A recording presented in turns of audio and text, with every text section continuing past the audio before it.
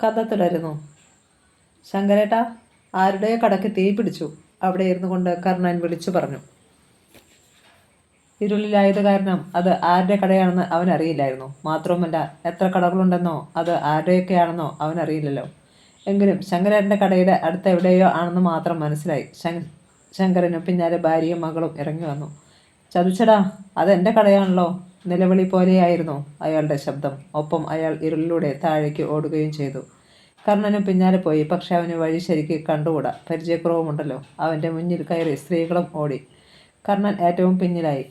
അവൻ റോഡിൽ എത്തിയപ്പോഴേക്കും കടമുക്കാലും കത്തിയെരിഞ്ഞു കഴിഞ്ഞിരുന്നു. തീക്കുള്ളിൽ ഒരു മിഠായി ഭരണി പൊട്ടിത്തെറിക്കുന്നത് കേട്ടു. ശങ്കരൻ തലയ്ക്ക് കൈത്താങ്ങി റോഡിൽ കുത്തിയിരുന്നു. സർവ്വതും പോയല്ലോ ഈശ്വര, കാളിയും സുഗന്ധിയും നിലവിളിച്ചു. കവലയിൽ അവശേഷിച്ച ജനങ്ങളൊക്കെ കാഴ്ചക്കാരായി നിൽപ്പുണ്ടായിരുന്നു. രാജമ്മ ചായക്കടയുടെ മുന്നിൽ നിന്ന് ആരോടൊക്കെ ഉറക്കെ സംസാരിക്കുന്നത് കർണൻ കേട്ടു. ഒരു പട്ടി വന്ന് കയറിയാലും അതിൻ്റെ ഫലം അറിയാമെന്ന ശങ്കരൻ അറിഞ്ഞു കഴിഞ്ഞു. കർണൻ അങ്ങോട്ട് നോക്കി. രാജമ്മ പിന്നോക്കം മാറി. മറ്റു കടകളിലേക്ക് തീ പടരാതിരിക്കാൻ ആളുകൾ ശ്രദ്ധിക്കുന്നുണ്ടായിരുന്നു. ശങ്കരൻ്റെ കടയ്ക്ക് ഇനി പ്രത്യേകിച്ച് ഒന്നും ചെയ്യാനില്ല. തീ പിടിക്കാൻ പാകത്തിൽ. ഇതിൽ എന്തായിരുന്നു ഉള്ളത് ശങ്കരേട്ട? കർണൻ അയാളുടെ അടുത്ത് ചെന്നിരുന്ന് തിരക്കി. ഒന്നുമില്ലായിരുന്നു. രാജമ്മ പറഞ്ഞതുപോലെ നിന്നെ ഞാൻ വീട്ടിൽ കയറ്റിയതിൻ്റെ ഫലമാ. കർണൻ്റെ നെറ്റി ചൊളിഞ്ഞു. ചേട്ടാ. അതേടാ, ഇത് വെറുതെ അങ്ങ് തീ പിടിച്ചതാണെന്ന് നീ കരുതുന്നുണ്ടോ? അല്ല, നിന്നോടുള്ള കോപം എന്നോട് തീർത്തതാ. കർണൻ്റെ മനസ്സിൽ ഒരു കരടുടക്കി. ഇപ്പോൾ മനസ്സിലായി. അവൻ്റെ മനസ്സിൽ മണിവേലുവിൻ്റെ മുഖം തെളിഞ്ഞു. പല്ലുകൾ ഞെരിഞ്ഞമർന്നു. മുഷ്ടി ഞെരിഞ്ഞു. ചേട്ടൻ വിഷമിക്കേണ്ട. ഇത് ചെയ്തവനെ കൊണ്ട് തന്നെ ഞാൻ പുതിയ കട ഉണ്ടാക്കിച്ചു തരും. വേണ്ടടാ, വേണ്ട. ഇതുകൊണ്ട് അവൻ്റെ കലി അടങ്ങുന്നെങ്കിൽ അങ്ങനെ ആയിക്കോട്ടെ. നീയായിട്ട് ഇനി ഒന്നിനും അങ്ങോട്ട് പോകരുത്. കർണൻ എന്തോ ചിന്തിച്ചുകൊണ്ടൊന്ന് മൂളി. തീ അണഞ്ഞു തുടങ്ങിയിരുന്നു. എന്നിട്ടും അതിൽ നിന്ന് സോഡ കുപ്പികളോ മറ്റോ പൊട്ടിത്തെറിക്കുകയും തീപ്പൊരി മുകളിലേക്ക് ഉയരുകയും ചെയ്തുകൊണ്ടിരുന്നു. പോകാം. ദീർഘനിശ്വാസത്തോടെ ശങ്കരൻ എണീറ്റു. കാളിയും സുഗന്ധിയും അയാൾക്ക് പിന്നാലെ പോയി. കുറച്ച് മുകളിലേക്ക് കയറി കഴിഞ്ഞിട്ട് അവർ തിരിഞ്ഞു നോക്കുമ്പോൾ കർണൻ അവിടെ തന്നെ നിൽക്കുന്നു. നീ വരുന്നില്ലടാ? ശങ്കരൻ വിളിച്ചു ചോദിച്ചു. വന്നേക്കാം, ചേട്ടൻ പോയിക്കോ. അവൻ്റെ ആ ഭാവത്തിന് പിന്നിൽ എന്തോ ലക്ഷ്യമുണ്ടെന്ന് ശങ്കരന് തോന്നി. ഒരുപക്ഷെ മണിവേലു തന്നെയായിരിക്കണം അവൻ്റെ ഉന്നം. വേണ്ട, നീ കൂടി വാ. ശങ്കരൻ നിന്നു. അനിഷ്ടഭാവത്തിലാണ് കർണൻ പിന്നാലെ വന്നത്. തിണ്ണയിലെ ബെഞ്ചിൽ കർണന് അഭിമുഖമായിരുന്നിട്ട് ശങ്കരൻ തിരക്കി. നീ എന്താ വരാൻ പഠിച്ചത്? ഒന്നുമില്ല, ചുമ്മാ. കർണ, നിന്നേക്കാൾ ഒരുപാട് ഓണം കൂടുതലുണ്ടവനാ ഞാൻ. മറക്കണ്ട. ഈ രാത്രിയിൽ നീ ഏതെങ്കിലും ആപത്തിൽ ചെന്ന് ചാടിയാൽ രക്ഷിക്കാൻ ഒരു പട്ടി പോലും ഉണ്ടാവില്ല ഇവിടെ. മാത്രമല്ല, മണിവേലുവിനെ ഭയന്ന് നിന്റെ പക്ഷത്ത് ആരും നിൽക്കത്തുമില്ല. തൻ്റെ മനസ്സിലിരിപ്പ് ശങ്കരേട്ടന് മനസ്സിലായി എന്നുറപ്പായി. ആ വീട്ടിലെ അംഗങ്ങളെല്ലാം തിണ്ണയിലുണ്ടായിരുന്നു. എന്നാലും ആ പണി ചെയ്തവൻ ഗുണം പിടിക്കത്തില്ല. കാളി പ്രാഗി. ഗുണം പിടിക്കുന്നവനൊന്നും ഇത്തരം പണി ചെയ്യത്തില്ലടി കാളി. ശങ്കരൻ വിഷാദഭാവത്തിൽ ചിരിച്ചു. പിന്നെയും കുറേ നേരം അവർ കാര്യം പറഞ്ഞിരുന്നു. അവസാനം ശങ്കരൻ എണീറ്റു. മിളച്ചിരുന്നുകൊണ്ട് പോയ കട തിരികെ കിട്ടത്തില്ലല്ലോ. ഇനിയൊക്കെ നാളെ. ആ കർണ, നീ തിന്നാലെങ്ങാനും കിടക്ക്. അയാൾ കാളിയെ നോക്കി. ഒരു പായ എടുത്ത് കൊടുക്കടേ. കാളി പഴയ തഴപ്പായി കൊണ്ടുവന്ന് കൊടുത്തു. അകത്തേക്ക് പോകും മുമ്പ് സുഗന്ധി അവനെ ഒന്നുകൂടി നോക്കി. കർണൻ പായ വിരിച്ച് നീണ്ടു നിവർന്നു കിടന്നു. നല്ല ക്ഷീണമുണ്ടായിരുന്നു. ഒരുപാട് കാലത്തിന് ശേഷം കൂന്താരി പിടിക്കുന്നത്. കൈകൾ കുടുക്ക കുത്തിയിരിക്കുന്നു. മാനത്ത് നിറയെ നക്ഷത്രങ്ങളുണ്ടായിരുന്നു. അവിടെ കിടന്നാൽ കാണാം. അവൻ സീതയെയും റാണിമോളെയും കുറിച്ച് ഓർത്തു. അവരിപ്പോൾ എവിടെയായിരിക്കും? റാണിമോളുടെ അസുഖം കുറഞ്ഞിട്ടുണ്ടാവുമോ? എവിടെ ചെന്ന് അന്വേഷിക്കും? ഇനിയാണെങ്കിലും അവർ മൂർത്തിയുടെ മുന്നിൽ എങ്ങാനും പെട്ടുപോയാൽ? പലതും ഓർത്തുകൊണ്ട് രാത്രിയിൽ ഒരുപാട് നേരം അവൻ ഉറക്കമില്ലാതെ കിടന്നു. അധികം കഴിയും മുമ്പ് ഇവിടെ വിടണമെന്നും അവൻ തീർച്ചയാക്കി. കുറേ പണമുണ്ടാക്കണം. പലരോടും കണക്ക് ചോദിക്കുവാനുണ്ട്. സീതയെയും റാണിമോളെയും കണ്ടുപിടിക്കണം. പിറ്റേന്ന് രാവിലെ ശങ്കരൻ എണീറ്റു. പുറത്തു വന്ന് നോക്കുമ്പോൾ കർണനെ കണ്ടില്ല. രാത്രി ഉറങ്ങാൻ കൊടുത്ത പായ് അവിടെ ചുരുട്ടി വെച്ചിട്ടുണ്ട്. അവൻ പോയോ? അയാൾ സംശയിച്ചു. എവിടെ നിന്നാണ് വന്നതെന്ന് ചോദിച്ചിട്ടില്ല. എന്താണ് ഉദ്ദേശ്യമെന്നും. എന്നാലും ഒരു വാക്കു പറയാതെ. ചിന്താധീനനായി ശങ്കരൻ ബെഞ്ചിലിരുന്നു. 2 പേർക്കുള്ള കാപ്പിയുമായി സുഗന്ധി വന്നു. ഒരു ഗ്ലാസ് ശങ്കരന് കൊടുത്തു. അയാൾ എന്ത് ചെയ്യാച്ചാ? ആർക്കറിയാം. സുഗന്ധിയുടെ മുഖം മ്ലാനമായി. കുറേ നേരം കാത്തിരുന്നിട്ടും കർണൻ വന്നില്ല. അവസാനം ശങ്കരൻ റോഡിലേക്ക് ഒന്നിറങ്ങാൻ തീരുമാനിച്ചു. കത്തിക്കരിഞ്ഞുപോയ തൻ്റെ കട ഒന്നുകൂടി കാണാം. എന്നാൽ റോഡിലെത്തിയ ശങ്കരൻ അത്ഭുത സ്തബ്ധനായി. കരിഞ്ഞുപോയ കടയുടെ സ്ഥാനത്ത് പുതിയൊരു കട ഉയരുന്നു. പുതിയ തൂണുകൾ കുഴിച്ചിട്ട് മുകളിൽ കമ്പുകൾ പാകി അവിടെ ഈറ്റത്തോൽ കൊണ്ട് മേൽക്കൂര പണിയുകയാണ് കർണൻ. ഒറ്റയ്ക്കേ ഉള്ളൂ അവൻ. പലരും അത്ഭുതത്തോടെ അവനെ നോക്കി നിൽക്കുന്നു. എന്നാൽ അവന് ജോലിയിൽ മാത്രമാണ് ശ്രദ്ധ. സന്തോഷം കൊണ്ട് ശങ്കരൻ്റെ കണ്ണുകൾ നിറഞ്ഞു തുളുമ്പി. കർണ! അവനരികിലേക്ക് ചെന്ന് സ്നേഹത്തോടെ അയാൾ വിളിച്ചു. അവൻ തല തിരിച്ചു നോക്കി ചിരിച്ചു. കട കത്തിയെന്ന് കരുതി കച്ചവടം നിർത്താൻ കഴിയില്ലല്ലോ. ഇന്ന് തന്നെ തുടങ്ങി. ശങ്കരൻ തലക്കുലുക്കി. പിന്നെ തിരിഞ്ഞു നടന്നു. വീട്ടിലെത്തി വിവരം പറഞ്ഞപ്പോൾ സുഗന്ധി തന്നെയാണ് കാപ്പി കൊണ്ടു കൊടുത്തത്. 8 മണി കഴിഞ്ഞപ്പോഴേക്കും പുതിയ കടയൊരുങ്ങി. ശങ്കരൻ കയ്യിലുണ്ടായിരുന്ന കുറെ രൂപയുമായി പട്ടണത്തിൽ പോയി അത്യാവശ്യ സാധനങ്ങൾ വാങ്ങി തിരികെ വന്നു. പൂട്ടും കെട്ടും ഇല്ലാത്തതുകൊണ്ട് വൈകിട്ട് സാധനങ്ങൾ വീട്ടിൽ കൊണ്ടുപോയി വയ്ക്കേണ്ടി വരും. അത് സാരമില്ല, ഞാനുണ്ടല്ലോ ഇവിടെ. അങ്ങനെ വീണ്ടും കട തുടങ്ങി. ഈ നേരത്ത് ഒരു വാറ്റ് കേന്ദ്രത്തിൽ ഇരിക്കുകയായിരുന്നു മണിവേലു. അത് അയാളുടെ ഉടമസ്ഥതയിലുള്ള വാറ്റ് കേന്ദ്രമായിരുന്നു. 5-6 തൊഴിലാളികളുണ്ടായിരുന്നു അവിടെ. റോഡിന് താഴെ യാതൊരു തരത്തിലും പോലീസോ എക്സൈസോ കടന്നു ചെല്ലാത്ത ഒരു ഭാഗമായിരുന്നു അത്. റോഡിൽ നിന്നും ശർക്കര കയറിൽ കെട്ടിയാണ് താഴേക്ക് ഇറക്കുന്നത്. അതുപോലെ കന്നാസിലാക്കിയ ചാരായം കയറുവഴി തന്നെ റോഡിലേക്ക് വിടും. താഴെ 50ഓളം വീപ്പകളിൽ സദാ കോടയുണ്ടായിരിക്കും. പുതിയതായി വാറ്റിത്തിറങ്ങിയ കലത്തിൽ നിന്നും വീണ ചാരായം അല്പമെടുത്ത് രുചിച്ച് നോക്കിയിട്ട് മണിവേലു പറഞ്ഞു, ഈസ്റ്റ് കൂടിപ്പോയടാ. മറ്റു ചാരായത്തിൻ്റെ കൂടെ മിക്സ് ചെയ്ത് ഇത് കൊടുക്കാവൂ. പണിക്കാർ തലകുലുക്കി. വേഗം വേണം, വൈകിട്ട് ജീപ്പ് വരും. 10 കന്നാസെങ്കിലും കൊടുത്തു വിടണം. അവർ ജോലിയിൽ മുഴുകി. ഈ സമയത്താണ് അയാളുടെ തൊഴിലാളികളിൽ ഒരാൾ വന്നത്. മണിച്ചേട്ടാ. ആ ശങ്കരൻ പിന്നെയും കട തുടങ്ങി. മണിവേലു നെറ്റി ചുളിച്ചു. ഇന്നലെ അത് മുഴുവനും കത്തിപ്പോയില്ലേ? പോയി. പക്ഷേ ഒരു വരുത്തൻ വെളുപ്പിന് മുതലേ കടയുടെ പണിയായിരുന്നു. 8 മണിക്ക് മുമ്പേ കട തീർത്തു പോലും. മണിവേലിൻ്റെ കണ്ണുകൾ കത്തി. ഇനിയൊരു ചരിത്രം കുറിക്കാൻ അവൻ ഇവിടെ വേണ്ട. ഈ മണിവേലിനപ്പുറം ഇവിടെ ഒരു ഗുണ്ട വേണ്ട. അവനെ വെച്ചുകൊണ്ടിരുന്നാൽ അത് കൂടുതൽ തലവേദനയാകും. 3 പേർ ഇവിടെ നിൽക്ക്. ബാക്കിയുള്ളവർ എൻ്റെ കൂടെ പോരെ. മണിവേലു എണീറ്റു. ഷെഡിൻ്റെ മറയിൽ നിന്നും വടിവാൾ വലിച്ചെടുത്തു. പിന്നെ പുറത്തേക്ക് നടന്നു. റോഡിൽ അപ്പോൾ തിരക്കായി കഴിഞ്ഞിരുന്നു. 5-8 ലോറികളും 4-5 ജീപ്പുകളും കാറുമൊക്കെ കിടപ്പുണ്ട്. മിക്ക കടകളിലും നല്ല തിരക്ക്. ശങ്കരൻ ഒരു പാർട്ടിക് സിഗരറ്റ് എടുത്തു കൊടുത്തുകൊണ്ടിരിക്കുകയായിരുന്നു. അപ്പോഴാണ് മണിവേലുവും സംഘവും എത്തിയത്. കട കത്തിപ്പോയിട്ട് നീ നിർത്തിയില്ല അല്ലേ? എനിക്കും ജീവിക്കണ്ടായോ മണി? ശങ്കരൻ തലതിരിച്ചു. അതുകൊണ്ട് ഇങ്ങനെയെങ്കിലും എന്തെങ്കിലും ഒന്ന് തുടങ്ങിയേക്കാമെന്ന് വെച്ചു. ഒരു വരുത്തൻ എന്തിയടാ? നിന്റെ മോൾക്ക് കെട്ടിയോനാക്കാനാണോടാ അവനെ വീട്ടിൽ കയറ്റി പൊറപ്പിച്ചേക്കുന്നത്? അയ്യോ, ദേവദോഷം പറയല്ലേ മണി. അവനൊരു പാവമാ. കാര്യമൊക്കെ കൊള്ളാം. ഇന്ന് ഉച്ചയ്ക്ക് മുമ്പ് അവൻ ഈ കവല വിട്ടിരിക്കണം. അല്ലെങ്കിൽ ആദ്യം താൻ, പിന്നെ അവൻ. മനസ്സിലായോ? ഞെട്ടിവിറച്ചു പോയി ശങ്കരൻ. മണിവേലു ഒരു പാക്കറ്റ് വിൽസ് സിഗരറ്റ് എടുത്ത് പോക്കറ്റിലിട്ടു. നീ മുടിഞ്ഞു പോകത്തേ ഉള്ളടാ, ശങ്കരൻ മനസ്സിൽ പറഞ്ഞു. നിങ്ങൾക്കും വേണമെങ്കിൽ സിഗരറ്റ് എടുത്തോ, മണി അനുയായികളോട് പറഞ്ഞു. അവർ 3 പേരും ഓരോ പാക്കറ്റ് സിഗരറ്റ് എടുത്തു. ശങ്കരൻ്റെ കണ്ണു തള്ളി. നെഞ്ചിരിപ്പ് നിലച്ചു പോകുന്ന അനുഭവം. മണിവേലുവും അനുയായികളും മുന്നോട്ട് നീങ്ങി. പെട്ടെന്ന് പിന്നിൽ നിന്നാരോ കൈയടിച്ച് വിളിച്ചു. ഏയ്, സിഗരറ്റിൻ്റെ പണം കൊടുത്തേച്ച് പോ. അവൻ തിരിഞ്ഞു നോക്കി. മണിവേലുവിൻ്റെ കണ്ണുകൾ കുറുകി. അവയിൽ 2 തീപ്പൊട്ടുകൾ പാറി വീണു. കർണൻ, തൻ്റെ ശത്രു. കർണനെ കണ്ടതോടെ മണിവേലുവിൻ്റെ മുഖത്ത് ഇരകണ്ട വ്യാകുലത്തിൻ്റെ ഒരു ഭാവം വന്നു. ഒപ്പമുണ്ടായിരുന്ന ഗുണ്ടകൾ 3 പേരും കണ്ണുകൾ കൊണ്ട് സംസാരിച്ചു. അവർക്ക് പിന്നിലായി തെല്ലകലെ നിൽക്കുകയായിരുന്നു കർണൻ. ആ സിഗരറ്റിൻ്റെ പണം കൊടുത്തിട്ട് പോകാനാണ് പറഞ്ഞത്, കർണൻ ആവർത്തിച്ചു. മണിവേലു അവനെ അഭിമുഖമായി തിരിഞ്ഞു. ശങ്കരൻ്റെ നെഞ്ചിലിപ്പേറി. അവിടെയുണ്ടായിരുന്ന മുഴുവൻ ജനങ്ങളുടെയും ശ്രദ്ധ അങ്ങോട്ടായി. ഉത്കണ്ഠ നിറഞ്ഞ ഒരു ഭാവമായിരുന്നു അവരുടെ മുഖത്ത്.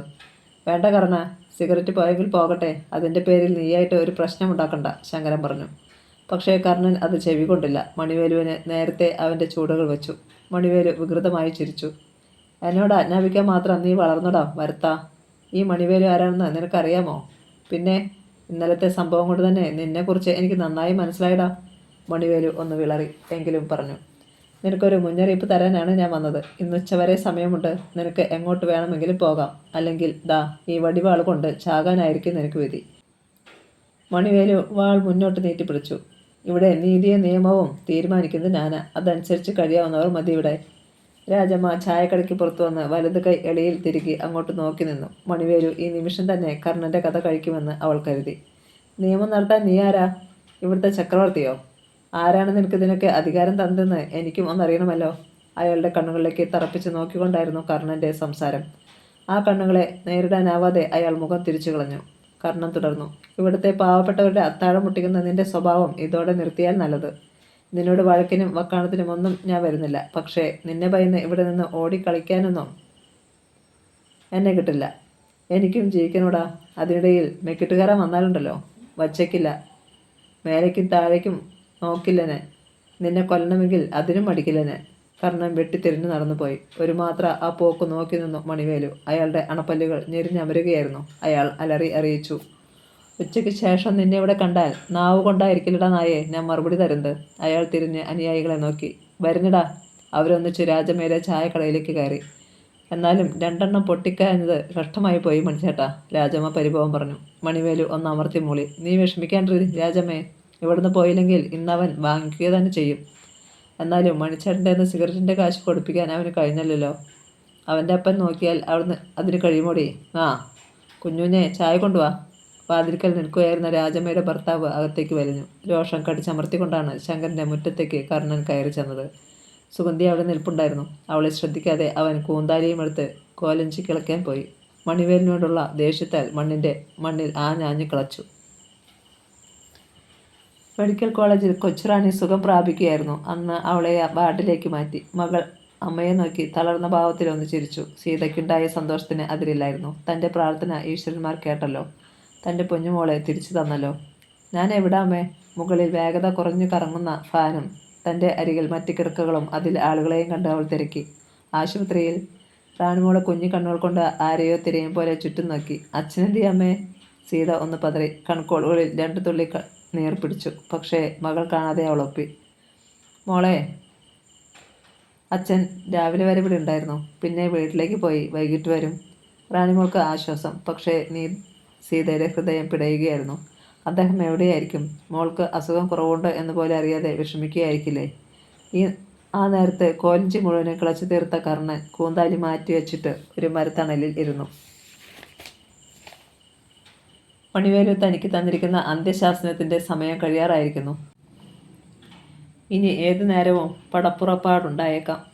അവനൊരു ബീഡി കത്തിച്ചു. സുഗന്ധി അങ്ങോട്ട് കയറി വന്നു. അച്ഛൻ വിളിക്കുന്നു, ഊണ് കഴിക്കാൻ. അവൻ എണീറ്റു. അവന് പിന്നാലെ നടക്കുമ്പോൾ അവൾ തിരക്കി. എന്തിനാ മണിവേലുമായി വഴക്കിന് പോയത്? അയാൾ ഭയങ്കരനാ. കർണൻ തിരിഞ്ഞ് അവളെ തറപ്പിച്ചൊന്ന് നോക്കി. അതോടെ അവൾ നിർത്തി. ഭക്ഷണം കഴിക്കാൻ കർണനെ കാത്തിരിക്കുകയായിരുന്നു ശങ്കരൻ. കൈക്കാലുകൾ കഴുകി അവൻ വന്നിരുന്നപ്പോഴേക്കും കാളി ഭക്ഷണം കൊണ്ടുവച്ചിരുന്നു. കഴിച്ചു തീരും വരെ ശങ്കരൻ ഒന്നും പറഞ്ഞില്ല. കൈ കഴുകി തിണ്ണയിലിരിക്കുമ്പോൾ തിരക്കി. കർണൻ എന്ത് തീരുമാനിച്ചു? ചോദ്യഭാവത്തിൽ അവൻ അയാളെ നോക്കി. അല്ല, മണിവേലുവിൻ്റെ കാര്യമേ. അവൻ്റെ ഭീഷണിക്ക് വഴങ്ങി ഇവിടുന്ന് പോകാനൊന്നും ഞങ്ങൾ പറയുകയില്ല. പക്ഷേ അയാളെ പിണക്കി നിർത്തുന്നത് ബുദ്ധിയല്ല. ഞാൻ വേണമെങ്കിൽ അയാളെ പോയി കാണാം. കർണൻ മാപ്പ് തരാൻ പറഞ്ഞു നോക്കാം.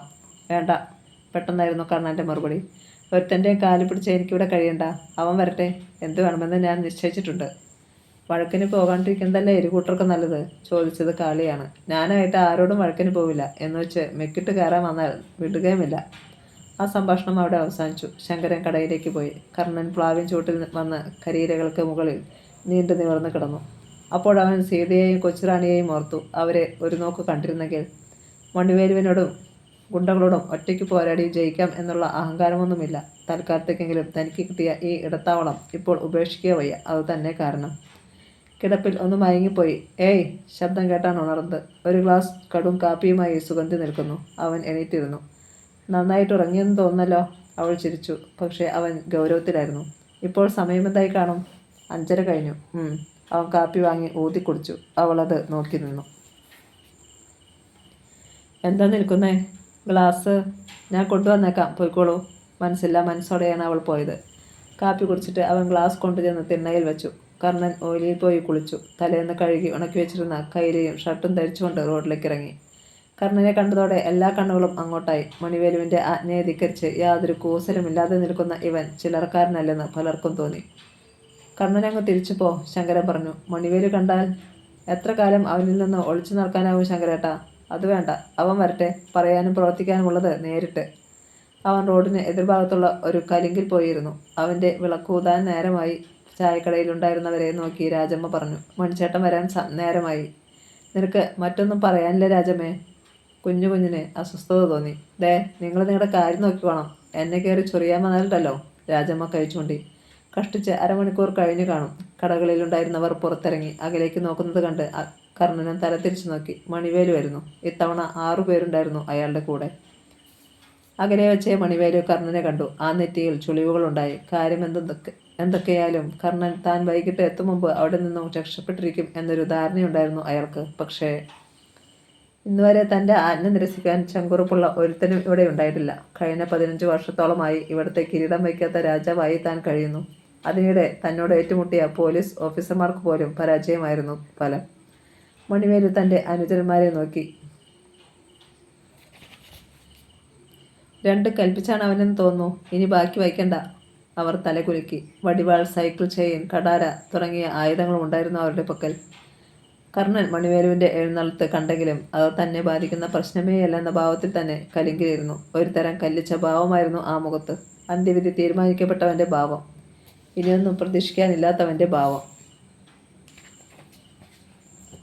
ആ കവലയിൽ ഉണ്ടായിരുന്നവരെയൊക്കെ ശ്വാസം പോലും നിയന്ത്രിച്ചു നിൽക്കുകയാണ്. മണിവേലുവിൻ്റെ വരവ് കണ്ട ശങ്കരൻ പെട്ടെന്നിറങ്ങി കർണൻ്റെ അരികിൽ ഓടിയെത്തി. കർണാ, എൻ്റെ മകനോടെന്ന പോലെ നിന്നോട് പറയോ ഞാൻ, എങ്ങോട്ടെങ്കിലും മാറ്. അവൻ്റെ മുഖത്തൊരു വരണ്ട ചിരിയുണ്ടായി. ശങ്കരേട്ടാ, ജനിച്ചാൽ ഒരിക്കൽ മരിച്ചേ പറ്റൂ. അതേതായാലും ഈ രൂപത്തിലാണെങ്കിൽ അങ്ങനെ തന്നെ ആയിക്കോട്ടെ. എൻ്റേതല്ലാത്ത കാരണങ്ങളാൽ ഒളിച്ചോടി വന്നവനാ ഞാൻ. ഇനിയും ഒരു ഒളിച്ചോട്ടം വയ്യ. രണ്ടും കൽപ്പിച്ച് തന്നെയാണ് ഞാൻ. ജീവിച്ചാലും മരിച്ചാലും അതൊരു ആണിനെ പോലെ തന്നെയായിരിക്കും. മണിവേലു അടുത്തെത്താറായി. ഇനി എന്തു വേണമെന്നറിയാതെ ഭീതിയോടെ ശങ്കരൻ പിന്നോക്കം മാറി. ഒരു കൊലപാതകത്തിന് സാക്ഷിയേണ്ടി വരുമല്ലോ കർത്താവേ. കുഞ്ഞു കുഞ്ഞ് ആരോടുന്നില്ലാതെ പിറുപിറുത്തു. നിങ്ങൾക്ക് പേടിയാണേൽ എവിടെയെങ്കിലും പോയി ഒളിച്ചോ മനുഷ്യനെ. രാജമ്മ മുഖം വക്രിച്ചു കാണിച്ചു. ആളുകളുടെ മുഴുവൻ ശ്രദ്ധയും കർണനിലും മണിവേലുവിലുമായിരുന്നു. അവിടെ വിശ്രമിക്കാനായി വാഹനങ്ങൾ നിർത്തിയിട്ടിരുന്നവർക്ക് ഒന്നും പിടികിട്ടിയില്ല. എങ്കിലും ആളുകളുടെ ഭയാനക നിശബ്ദതയിൽ എന്തോ ഉണ്ടെന്ന് അവർക്കും തോന്നി. രാജമ്മയുടെ ചായക്കടയ്ക്ക് പിന്നിൽ നിന്ന് ആ പെൺകുട്ടി മിടിക്കുന്ന ഹൃദയത്തോടെ എത്തി നോക്കി. തൻ്റെ മാനം കാത്ത കർണനെ മണിവേലു വെട്ടിനിർക്കുമല്ലോ. അവർ തമ്മിൽ വഴക്കുണ്ടാകുവാൻ കാരണക്കാരിയായത് താനാണല്ലോ എന്നും അവൾ ദുഃഖത്തോടെ ഓർത്തു. എടാ, കർണൻ്റെ തൊട്ടടുത്തെത്തിയതും മണിവേലു ഗർജിച്ചു. ആ ശബ്ദത്തിൽ അവിടെ ഉണ്ടായിരുന്നവരെല്ലാം കിടുങ്ങിപ്പോയി. ചിലർ രണ്ടടി പിന്നോക്കം മാറി. പക്ഷേ കർണൻ വളരെ സാവധാനം തലയുയർത്തി. മണിവേലു കോപത്താൽ അടിമുടി വിറയ്ക്കുകയായിരുന്നു. അവസാനം ചാകാൻ തന്നെ നീ തീരുമാനിച്ചു അല്ലേടാ എന്ന് പറഞ്ഞുകൊണ്ട് മണിവേലു ചുറ്റും കണ്ണോടിച്ചു.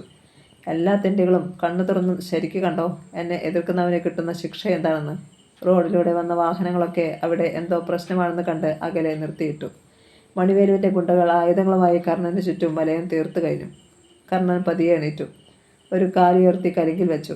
ഒരാളോട് എതിരിടാൻ നീ ഒരു പടയുമായി വന്നിരിക്കുന്നു അല്ലേ മണിവേലു? കഷ്ടം. ഇതിൽ നിന്ന് തന്നെ നിന്റെ ഭീരുത്വം വ്യക്തമാകുന്നല്ലോടാ.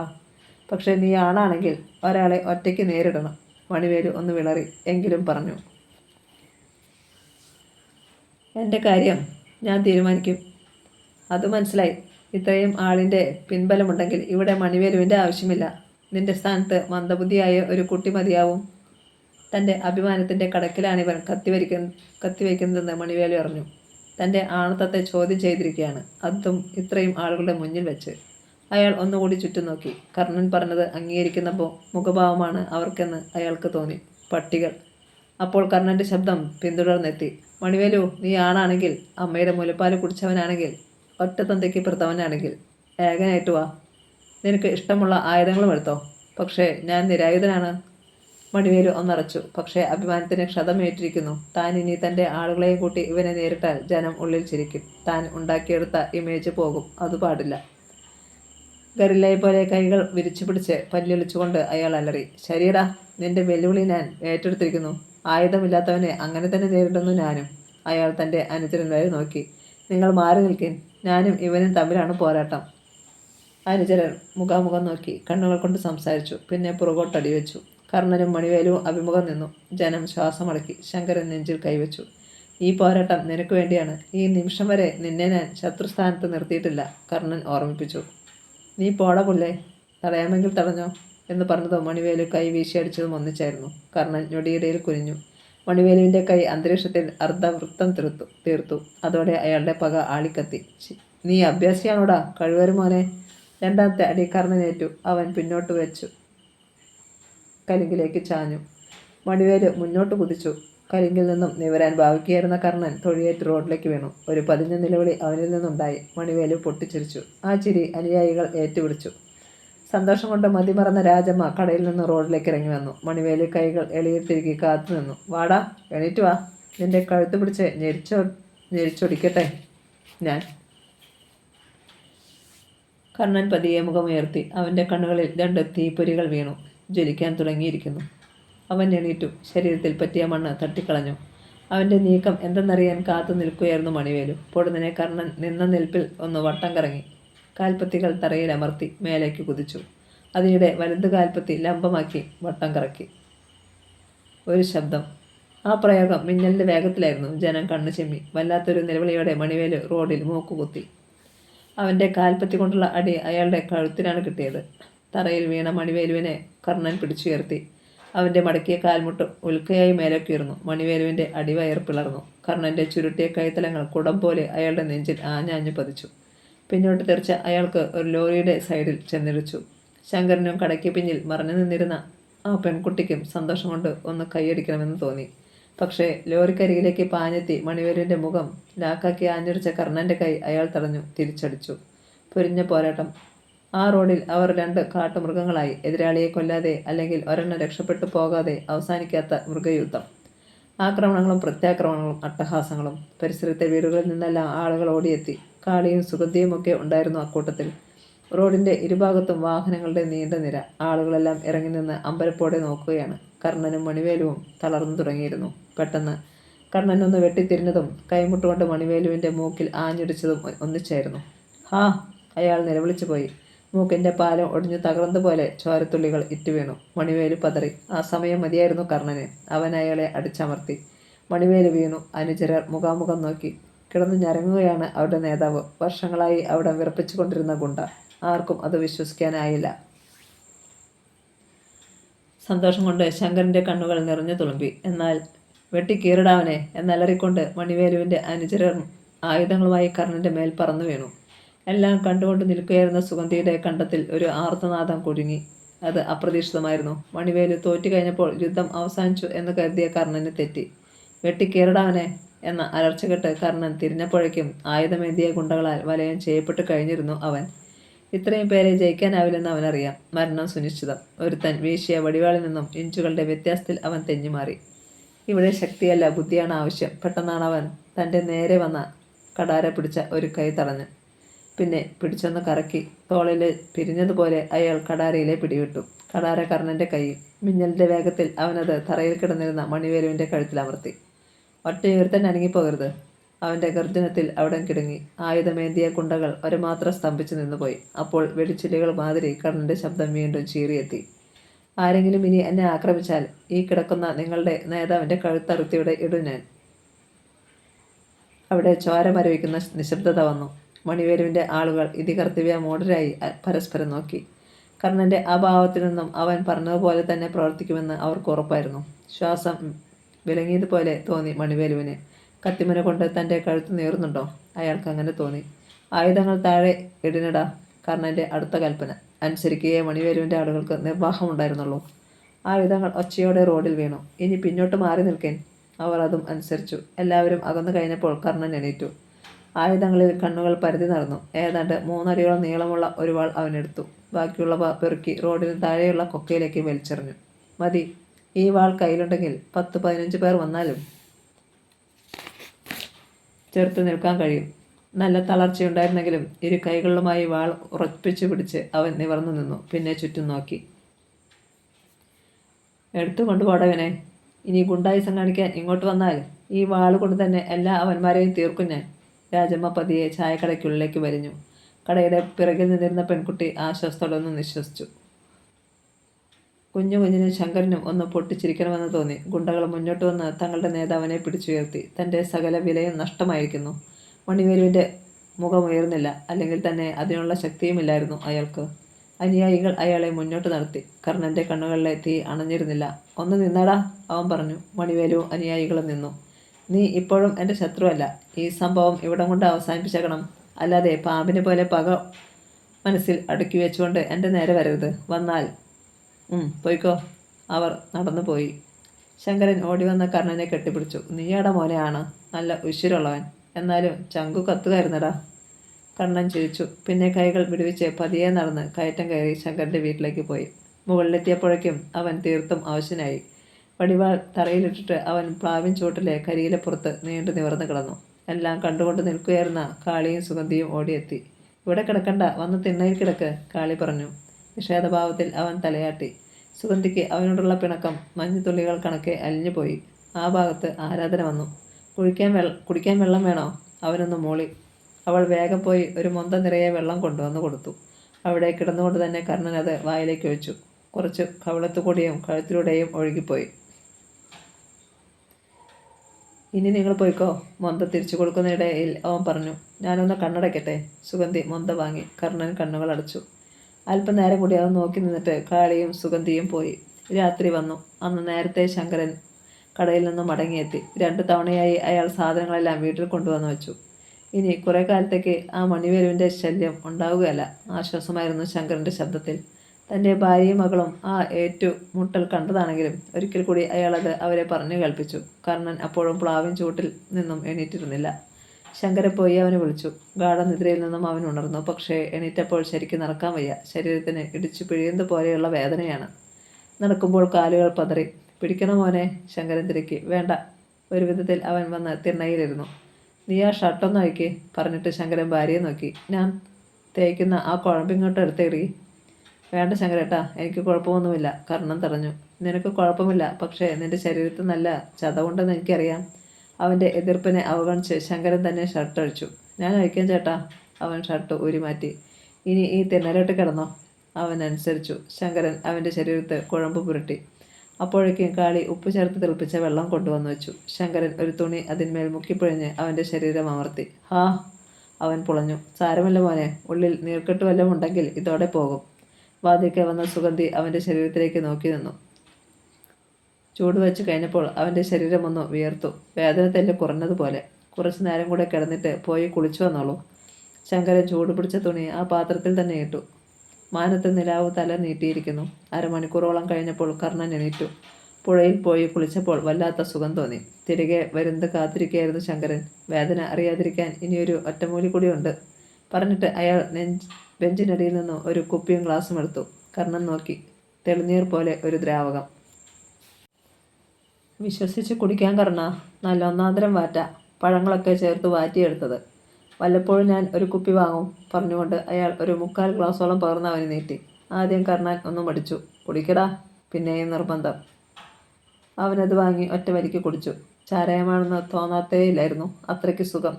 നല്ല സാധനമാണെന്ന് ഉറപ്പായി. ഇനി കുറച്ചു കഴിഞ്ഞ് ഇവൻ തലയ്ക്ക് പിടിക്കും. കുറേ നേരത്തോളം അങ്ങനെ തന്നെ നിൽക്കുകയും ചെയ്യും. അവനൊരു ബീഡി കത്തിച്ചു. അത് വലിച്ചു തീർന്നപ്പോഴേക്കും പതിയെ പതിയെ ചാരായം തലയ്ക്കേറ്റി തുടങ്ങി. കാളി കഞ്ഞിയും ചമ്മന്തിയും ചുട്ട പപ്പടവും കൊണ്ടുവന്നു വെച്ചു. പ്ലാവിലെ അത് കോരി കുടിക്കുമ്പോൾ വല്ലാത്ത സുഖം തോന്നി കർണന്. അപ്പോൾ റോഡിന് താഴെയുള്ള തൻ്റെ വാറ്റ് കേന്ദ്രത്തിലെ ചാക്കുകട്ടിലിൽ നിന്ന് ഒരു കുപ്പി ചാരയെ അപ്പാടെ വായിലേക്ക് കമത്തുകയായിരുന്നു മണിവേലു. തൻ്റെ ജോലിക്കാരെ മുഴുവൻ അയാൾ തെറി വിളിച്ച് ഓടിച്ചിരുന്നു. ഒന്നിനും കൊള്ളാത്ത ഷണ്ടന്മാർ. അവനെ വെട്ടി തുണ്ടം തുണ്ടമാക്കുന്നതിന് പകരം ഇനി എങ്ങനെ ആളുകളുടെ മുഖത്ത് നോക്കും? വിലയിടിഞ്ഞില്ലേ? ആരും മറുപടി ഒന്നും പറഞ്ഞില്ല. നേതാവിൻ്റെ കലിയടങ്ങും വരെ മുന്നിൽ ചെല്ലേണ്ടെന്ന് തീരുമാനിച്ച് ആ ചുറ്റുവട്ടത്തൊക്കെ ഉണ്ടായിരുന്നു അവർ. ചാരയും കുടിച്ചു കഴിഞ്ഞപ്പോൾ മണിവേലു കുപ്പി വലിച്ചെറിഞ്ഞു. പിന്നെ കട്ടിലേക്ക് ചാഞ്ഞു. റോഡിൽ വെച്ചുണ്ടായ പരാജയം പിന്നെയും തികട്ടി വരികയാണ് മനസ്സിലേക്ക്. 15 വർഷങ്ങൾക്ക് മുമ്പ് താൻ നേടിയ കിരീടം നഷ്ടമായിരിക്കുന്നു. ഓർത്തിട്ട് സഹിക്കാൻ കഴിയുന്നില്ല. അയാൾ വീണ്ടും തൻ്റെ അനുചരന്മാരെ പേരെടുത്ത് വിളിച്ചു. ആരും വിളിക്കേട്ടില്ല. പോയില്ലടാ, പോയിക്കോ. ഇനി എൻ്റെ മുന്നിൽ വന്നാൽ കൊത്തിയരിഞ്ഞ് കോടക്കലത്തിട്ട് വാറ്റും ഞാൻ. ശവങ്ങൾ, നാറിപ്പട്ടികൾ. മണിവേലു വെറും വായി ചവച്ചു. ഇല്ല, ആ വരത്തിനെ ഞാൻ വിടില്ല. അവൻ്റെ അണ്ണാക്കിൽ ബോംബ് വെച്ച് പൊട്ടിക്കും ഞാൻ. എൻ്റെ പരാജയം കണ്ട് സന്തോഷിച്ച കഴിവരുമാന്മാരൊക്കെ ഞാൻ ആ ശവം പച്ചയ്ക്ക് തീറ്റിക്കും. നോക്കിക്കോ. മദ്യലഹരിയായിരുന്നെങ്കിലും അതൊരു ഉറച്ച തീരുമാനമായിരുന്നു. അടുത്ത ദിവസങ്ങളിൽ ആ തീരുമാനം കൂടുതൽ ഉറപ്പിക്കുകയാണ് മണിവേലു ചെയ്തത്. കർണനെ കൊല്ലുക, എത്രയും വേഗത്തിൽ. ദിവസങ്ങൾ 4-5 കഴിഞ്ഞു. അന്നത്തെ ഏറ്റുമുട്ടലിന് ശേഷം മണിവേലു റോഡിലേക്ക് വന്നിട്ടേയില്ല. അതിൽ ഏറ്റവും അധികം സന്തോഷിച്ചത് ശങ്കരൻ തന്നെയായിരുന്നു. കടം വാങ്ങിയാണേലും എന്തെങ്കിലും സാധനങ്ങൾ വാങ്ങി കടയിൽ വയ്ക്കാമല്ലോ. ഒരുത്തനും ഓസിന് കൊണ്ടുപോകുകയില്ലല്ലോ. എന്നാൽ ഏറെ ദുഃഖിച്ച ഒരാൾ അവിടെയുണ്ടായിരുന്നു. ചായക്കടയിലെ രാജമ്മ. വല്ലപ്പോഴുമെങ്കിലും മണിച്ചേട്ടൻ ഒന്ന് വന്നിരുന്നെങ്കിൽ, എന്നാ ഉണ്ടടി രാജമ്മയെ വിശേഷം എന്നൊന്ന് ചോദിച്ചിരുന്നെങ്കിൽ പോലും എത്ര സന്തോഷമായിരുന്നു. ഒക്കെ പോയില്ലേ? രാജമ്മ ദീർഘമായി ഒന്ന് നിശ്വസിച്ചു. നിനക്കെന്തോ പറ്റിയടി രാജമ്മേ? കടയിൽ ആരുമില്ലാത്ത നേരത്ത് കുഞ്ഞു അടുത്തു ചെന്ന് ചോദിച്ചു. 2-3 ദിവസമായി ഞാൻ ശ്രദ്ധിക്കുന്നു. ഓഹോ, അത്രയുമായോ? രാജമ്മ പുച്ഛിച്ചു. എന്നാലേ എൻ്റെ മുതുകത്ത് 3-4 ഈച്ച പറ്റി. ഹോ, വിശേഷം തിരക്കാൻ വന്നിരിക്കുന്നു. അപ്പുറത്തെങ്ങും പണിയൊന്നുമില്ലേ നിങ്ങൾക്ക്? കുഞ്ഞു വിളറി. ഒന്ന് ക്ഷേമം അന്വേഷിച്ചതും കുറ്റമായി. ഇവിടെ തൻ്റെ ജീവിതത്തിലേക്ക് ക്ഷണിക്കാൻ തോന്നിയ നിമിഷങ്ങളെ അയാൾ സ്വയം പഴിച്ചു.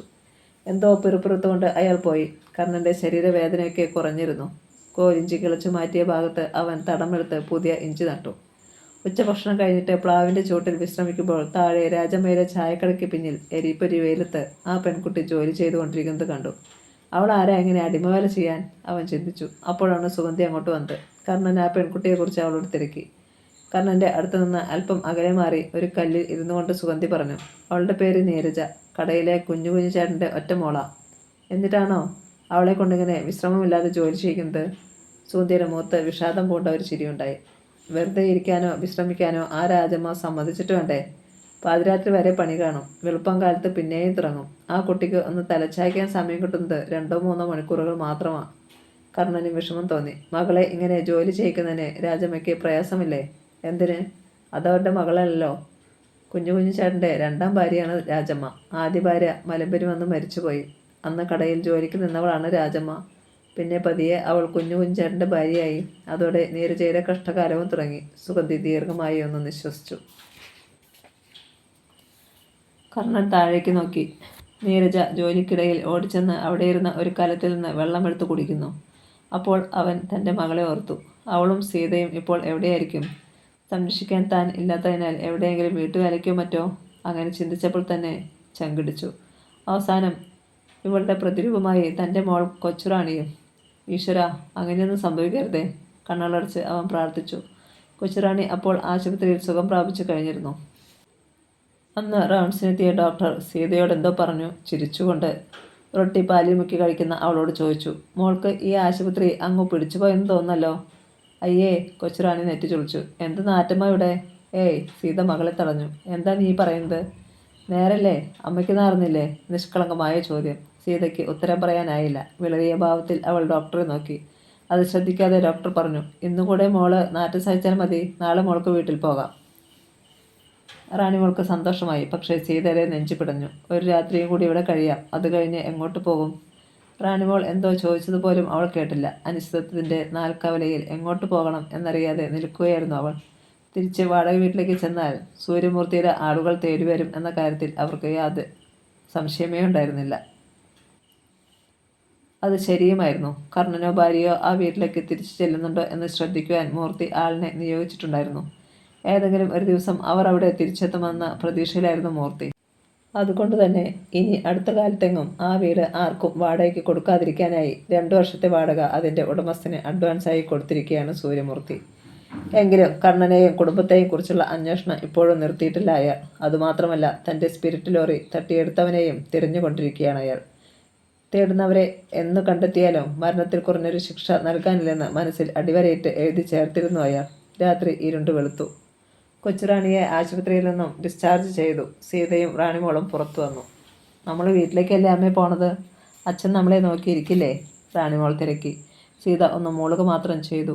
ബസ് സ്റ്റോപ്പിൽ അവരെത്തുമ്പോൾ ടൗണിലേക്കുള്ള ബസ് വന്നു നിന്നു. അവർ അതിൽ കയറി ടിക്കറ്റ് എടുത്തു. ഇനി കുറച്ച് രൂപയെ തൻ്റെ കയ്യിൽ അവശേഷിക്കുന്നുള്ളൂ എന്നവൾ ഓർത്തു. എങ്ങനെ കഴിയും? റാണിമോളെ പഠിപ്പിക്കണം. ഇപ്പോൾ പഠിച്ചുകൊണ്ടിരുന്ന സ്കൂളിൽ നിന്നും TC വാങ്ങാനായി പോകാനാവില്ല. അവളുടെ അധ്യാപകരിൽ ഒരാൾ കർണാടകൻ്റെ സുഹൃത്താണല്ലോ. അദ്ദേഹത്തിനൊരു കത്തയച്ചാൽ പോസ്റ്റ് വഴി TC അയച്ചു തന്നേക്കും എന്നവൾ കണക്കുകൂട്ടി. പക്ഷേ അതിനു മുമ്പ് പറ്റിയ ഒരു സ്കൂൾ മോൾക്ക് പഠിക്കാനായി കണ്ടെത്തണം. ബസ് സ്റ്റാൻഡിലെത്തും മുമ്പ് റെയിൽവേ സ്റ്റേഷന് മുന്നിൽ നിർത്തി. പെട്ടെന്ന് എന്തോ ചിന്തിച്ചിട്ട് റാണിമോളുടെ കൈക്ക് പിടിച്ചുകൊണ്ട് സീത അവിടെ ഇറങ്ങി. പ്ലാറ്റ്ഫോമിലേക്ക് നടക്കുമ്പോൾ തെക്കുനിന്ന് ഒരു ട്രെയിൻ വരുന്നത് കണ്ടു. ഇനിയിപ്പോൾ ടിക്കറ്റ് എടുക്കാനുള്ള നേരമില്ല താനും. എന്തും വരട്ടെ എന്ന് കരുതി ട്രെയിൻ നിന്നപ്പോൾ ജനറൽ കമ്പാർട്ട്മെൻറ്റിൽ അവൾ കുട്ടിയുമായി കയറി. TTR മിക്കവാറും അവിടെ വരാറില്ലല്ലോ. കർണനും മണിവേലുമായി സംഘടന ഉണ്ടായിട്ട് ഇപ്പോൾ 1 മാസത്തോളമാകുന്നു. അതിനുശേഷം ഇന്നുവരെ അവിടെയാരും മണിവേലുവിനെ കണ്ടിട്ടില്ല. അയാളെ ജനങ്ങൾ മറന്നു തുടങ്ങി. ഒരുപക്ഷെ അപമാനഭാരം താങ്ങാനാവാതെ അയാൾ നാടുവിട്ടിരിക്കും എന്ന് പോലും അവർ കരുതി. കർണൻ ഏതാണ്ട് ആ സ്ഥലവാസിയാകുകയായിരുന്നു.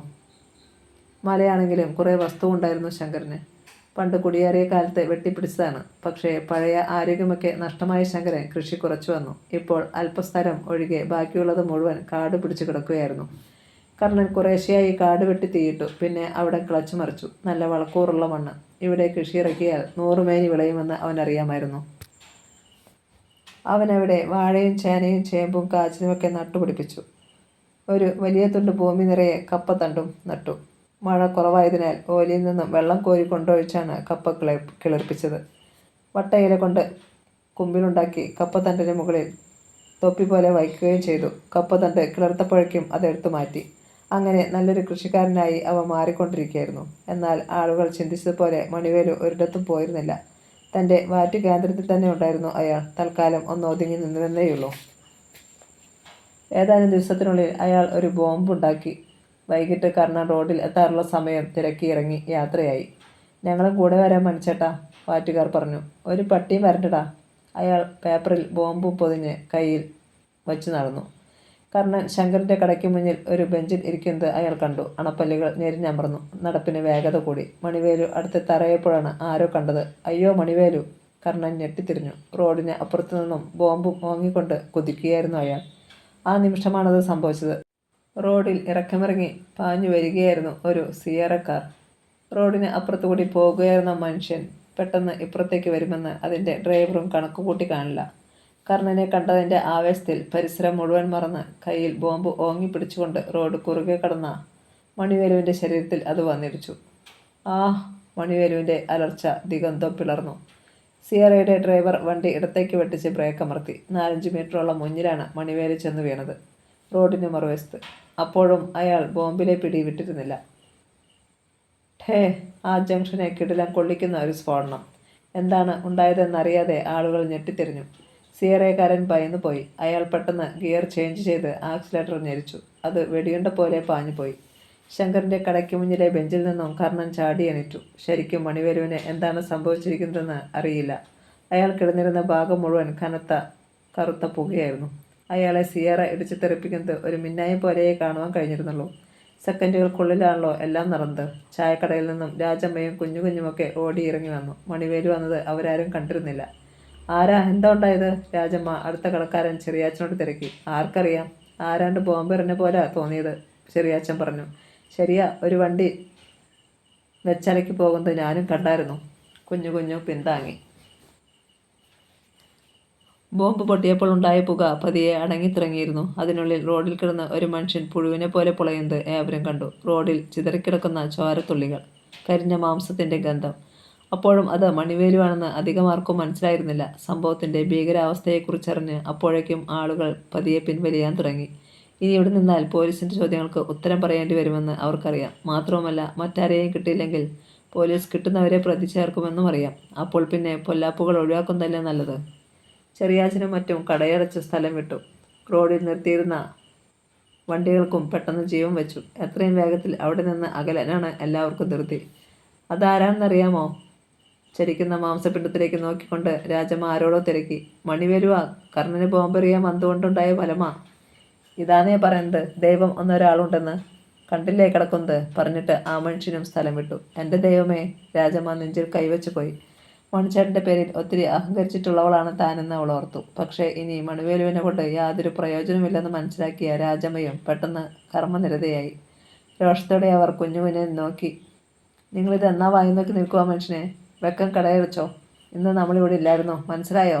അല്ലേലേ ഇനിയുള്ള കാലം പോലീസ് സ്റ്റേഷനും കോടതിയും നിരങ്ങേണ്ടി വരും. ഇങ്ങനെ കണ്ണിൽ ചോരയില്ലാത്ത വർത്തമാനം പറയല്ലേ രാജമ്മേ. എങ്ങനെയായിരുന്നാലും അയാളും ഒരു മനുഷ്യനല്ലായിരുന്നോ? ചത്തോ എന്ന് പോലും തിരക്കാതെ നമ്മൾ തിരക്കിക്കോ. പിന്നെ കിട്ടുന്നത് അപ്പനും മോളും കൂടെ എടുത്തോ. ഞാനേതായാലും കുറച്ച് ദിവസത്തേക്ക് എൻ്റെ വീട്ടിലേക്ക് പോകുക. പറഞ്ഞതും രാജമ്മ മേശ തുറന്ന് ഉള്ള കാശും വാരി മടിക്കുത്തിൽ തിരികിട്ട് കാലുകൾ നീട്ടിവെച്ച് ഒരു നടത്തം കൊടുത്തു. കുഞ്ഞു ദീർഘമായി ഒന്ന് നിശ്വസിച്ചു. റോഡിൽ കിടന്ന് ഞരങ്ങുകയറുന്ന മണിവേലു കൈക്കുത്തി ഒന്ന് എണീക്കാൻ ശ്രമിച്ചു. പക്ഷേ കഴിഞ്ഞില്ല. വീണ്ടും റോഡിലേക്ക് തന്നെ വീണു. കർണൻ ചുറ്റും നോക്കി. 4-5 പേർ മാത്രമേ ഇപ്പോൾ അവിടെയുള്ളൂ. കടകളൊക്കെ അടഞ്ഞിരിക്കുന്നു. എല്ലാവർക്കും അവരവരുടെ കാര്യം തന്നെ മുഖ്യം. എന്നാലും മുന്നിൽ കിടന്ന് പിടഞ്ഞു തീരുന്നത് ഒരു മനുഷ്യനാണ്. അവൻ ആരുമായിക്കൊള്ളട്ടെ, ശത്രുവോ മിത്രമോ, കണ്ണിൽ ചോരയില്ലാതെ പെരുമാറുകയെന്ത് മനുഷ്യന് യോജിച്ച പ്രവൃത്തിയല്ല. കർണൻ അല്പം കൂടി മുന്നോട്ട് നീങ്ങി. മോനെ! പിന്നിൽ നിന്നും വിളിക്കേട്ട് അവൻ തിരിഞ്ഞു നോക്കി. ശങ്കരനാണ്. ആ മുഖത്ത് അരുതെന്ന ഭാവം. കർണൻ്റെ ചുണ്ടിൻ്റെ കോണിൽ ഒരു ചിരിയുണ്ടായി. ശങ്കരേട്ടാ, ഇയാൾ മരിക്കട്ടാ, അതിന് നിനക്കെന്താ? ഒരെന്നാലുമില്ല. നീ നിന്റെ പാട് നോക്ക്. നിന്നെ കൊല്ലാൻ ബോംബ് കൊണ്ടുവന്നവനല്ല അവൻ. കർണൻ മിണ്ടിയില്ല. ഇറക്കമിറങ്ങി വന്ന ഒരു ടെമ്പോയിലായിരുന്നു അവൻ്റെ ശ്രദ്ധ. റോഡിന് നടുവിൽ കയറി നിന്ന് അവൻ അത് നിർത്താൻ കൈകാട്ടി. ടെമ്പോ നിന്നു. ഈ മനുഷ്യൻ മരിക്കും മുമ്പ് ആശുപത്രിയിൽ എത്തിക്കാൻ സഹായിക്കണം, അവൻ പറഞ്ഞു. ടെമ്പോ ഡ്രൈവർ നെറ്റി ചുളിച്ചു. അല്ല, അതിപ്പോൾ ഞങ്ങൾക്ക് വളരെ വേഗത്തിൽ ഒരിടത്ത് എത്താനുണ്ട്. ഒഴിഞ്ഞു മാറാനുള്ള ശ്രമമാണ് അയാളുടെ നിന്ന് മനസ്സിലാക്കാൻ കർണന് സമയം വേണ്ടി വന്നില്ല. പോകുന്ന വഴിക്ക് ഇതിൻ്റെ ബ്രേക്ക് പൊട്ടി ഏതായാലും കൊക്കയിലോട്ട് മറിഞ്ഞാൽ താൻ എന്തു ചെയ്യും? കർണൻ്റെ ചോദ്യം കേട്ട് ഡ്രൈവർ വിളറി. അവൻ തുടർന്നു. അത്രേ ഉള്ളടോ മനുഷ്യൻ്റെ കാര്യം. ശരി, കയറ്റിക്കോളൂ, ഡ്രൈവർ പറഞ്ഞു. കർണൻ രാജമ്മയുടെ ചായക്കടയിലേക്ക് ചെന്നു. കുഞ്ഞുഞ്ഞേട്ടാ, കുറച്ച് വാഴയില വേണം. ഇപ്പോൾ തരാം. അയാൾ അകത്തു പോയി ഊണുകാർക്ക് കൊടുക്കാൻ വച്ചിരുന്ന വാഴയില കൊണ്ടുവന്നു. കർണൻ അതിൽ കുറെ എടുത്ത് ടെമ്പോയ്ക്കുള്ളിൽ നിരത്തി. ഒറ്റയ്ക്കാണ് മണിവേലുവിനെ കോരിയെടുത്ത് ഇലപ്പുറത്ത് കിടത്തിയത്. അവൻ്റെ കയ്യിൽ ചോരയും മാംസവും കുഴഞ്ഞു പറ്റി. അപ്പോഴേക്കും മറ്റാരും ചലിച്ചില്ല. ഇവന് വേറെ പണിയൊന്നുമില്ല എന്ന ഭാവമായിരുന്നു പലർക്കും. മണിവേലുവിന് അപ്പോഴും ചലനമുണ്ടായിരുന്നു. വണ്ടി വിട്ടോ? മണിവേലുവിൻ്റെ അടുത്ത് തന്നെ ഇരിക്കുന്നതിനിടയിൽ കർണൻ ടെമ്പോ ഡ്രൈവറോട് പറഞ്ഞു. ടെമ്പോ സ്റ്റാർട്ടായി. അതകന്ന് പോയി കഴിഞ്ഞപ്പോൾ ശങ്കരൻ ദീർഘമായി ഒന്ന് നിശ്വസിച്ചു. എന്തൊരു സ്വഭാവമാണ് ഈ കർണൻ്റെതെന്ന് അയാൾ അത്ഭുതത്തോടെ ഓർത്തു. അവൻ്റെ സ്ഥാനത്ത് മറ്റാരെങ്കിലും ആയിരുന്നെങ്കിൽ ഒന്ന് തിരിഞ്ഞു നോക്കുകൂടി ചെയ്യില്ലായിരുന്നു. കടയിൽ നിന്നും വീട്ടിലെത്തിയ അയാൾ കാളിയോടും സുഗന്ധിയോടും കാര്യങ്ങൾ വിശദമായി പറഞ്ഞു കേൾപ്പിച്ചു. താഴെ സ്വർണ്ണം നടന്ന ശബ്ദം കേട്ട് അവരും അങ്ങോട്ട് നോക്കി നിൽക്കുകയായിരുന്നെങ്കിലും കാര്യങ്ങൾ വ്യക്തമായിരുന്നില്ല. എല്ലാം കേട്ട് കഴിഞ്ഞപ്പോൾ കാളി പറഞ്ഞു. കർണൻ ചെയ്തു തന്നെ അതിൻ്റെ ശരി. ഒരാൾ മരിക്കാൻ കിടക്കുമ്പം ശത്രുവോ മിത്രമോ എന്ന് തിരക്കാൻ പാടില്ല. അയാളെ രക്ഷിക്കാൻ പറ്റുമെങ്കിൽ അങ്ങനെ തന്നെ ചെയ്യണം. ശങ്കരൻ ഭാര്യയെ തുറച്ചു നോക്കി. അന്ന് പിന്നീട് അവിടെ ആരും കടയൊന്നും തുറന്നില്ലെങ്കിലും ആളുകൾ പിന്നെയും ഒത്തുകൂടി. മണിവേലുവുമായി ആശുപത്രിയിലേക്ക് പോയിരിക്കുന്ന കർണൻ മടങ്ങി വന്നിട്ടില്ല. മണിവേലു മരിച്ചോ ഇല്ലയോ എന്ന് അറിയാനായിരുന്നു ഏവർക്കും ധൃതി. മരിക്കാതെ എവിടെ പോകാനാ? ചെറിയാച്ചൻ അല്പം ഉറക്കെ തന്നെയാണ് പറഞ്ഞത്. ശരീരം അപ്പാടെ വെന്തുപോയില്ലേ? ഇതാ പറയുന്നത്, ഒരു ഗുണ്ടയ്ക്കും നിലനിൽപ്പില്ലെന്ന്. ഇങ്ങനെയൊക്കെ തന്നെയായിരിക്കും ഇവൻ്റെയൊക്കെ അവസാനം, കുന്നേൽ വർക്കി പറഞ്ഞു. ഒരു ചെറിയ പലചരക്ക് കട നടത്തുന്നയാളാണ് വർക്കി. കാര്യം എന്തൊക്കെ പറഞ്ഞാലും ആ കർണനെ സമ്മതിക്കണം. അവനില്ലാതെ മറ്റാരേലും ആയിരുന്നാൽ മണിയേട്ടനെ കൊണ്ട് ആശുപത്രി പോകുമോ? ബാർബർ രാജൻ പറഞ്ഞു. അതിനാ പറയുന്നത് തന്തയ്ക്ക് പറക്കണമെന്ന് ചെറിയാച്ചൻ കൂട്ടിച്ചേർത്തു. ഇനി ഒന്നുകൂടെ അറിഞ്ഞാൽ മതി, മണിവേലു ചത്തോ ഉണ്ടോ? അതിപ്പം എങ്ങനെ അറിയാനാ? ഏതോ ആശുപത്രിയെ കൊണ്ടുപോയിരിക്കുന്നതെന്ന് ആർക്കറിയാം? അല്ലെങ്കിൽ പോയെന്ന് തിരക്കാമായിരുന്നു. രാജൻ താഴെ റോഡിലേക്ക് നോക്കി നിന്നു. കയറ്റം കയറി വരുന്ന വാഹനങ്ങളിൽ ഏതെങ്കിലും ഒന്നിൽ നിന്ന് പട്ടണത്തിൽ നിന്ന് വരുന്ന ആരെങ്കിലും എന്തെങ്കിലും വിവരം വന്നറിയിച്ചാലോ? അന്നത്തെ ദിവസം അങ്ങനെ കടന്നുപോയി. പിറ്റേന്ന് നേരെ പുലർന്നു. മണിവേലുവിനെ കുറിച്ചറിയാനുള്ള ആകാംക്ഷയോടെയാണ് എല്ലാവരും തങ്ങളുടെ കടകളിൽ എത്തിയത്. കവല സജീവമായി. വാഹനങ്ങൾ റോഡിൻ്റെ ഓരം ചേർന്ന് കിടക്കുന്നു. സജീവമായ ചർച്ചയിൽ അപ്പോഴും നിറഞ്ഞു നിൽക്കുകയാണ് മണിവേലു. അയാൾ ചത്തു കാണും, സംശയമില്ല. ജെയിംസിൻ്റെ താടി വടിക്കുന്നതിനിടയിൽ രാജൻ തീർത്തു പറഞ്ഞു. അതിനൊരു അനുബന്ധം എന്നവണ്ണം അപ്പോൾ കവലയിൽ ആരോ വിളിച്ചു പറഞ്ഞു. ചത്തു, മണിവേലു ചത്തു, ചത്തു, മണിവേലു ചത്തു. ആ ശബ്ദം കേട്ടതോടെ ജെയിംസിൻ്റെ മുഖം പകുതി ഷേവ് ചെയ്തിരുന്ന രാജൻ ബാക്കി ജോലിക്ക് പോലും നിൽക്കാതെ പുറത്തേക്ക് കുതിച്ചു. ആരെ കൊച്ചേട്ടാ പറഞ്ഞത് അയാൾ ചത്തെന്ന്? എടാ, എന്നെ ഷേവ് ചെയ്തിട്ട് പോടാ, ജെയിംസ് വിളിച്ചു പറഞ്ഞു. പക്ഷേ രാജൻ അത് കേട്ടില്ല. അപ്പോഴേക്കും കടകളിൽ നിന്നും ആളുകൾ റോഡിലേക്ക് ചാടിക്കഴിഞ്ഞിരുന്നു. പട്ടണത്തിൽ നിന്നും വന്ന ഒരു ബസ് ആടിയിറക്കിയിട്ട് കയറ്റം കയറാൻ തുടങ്ങിയിരുന്നു. ആരാ പറഞ്ഞത് മണിവേലു ചത്തെന്ന്?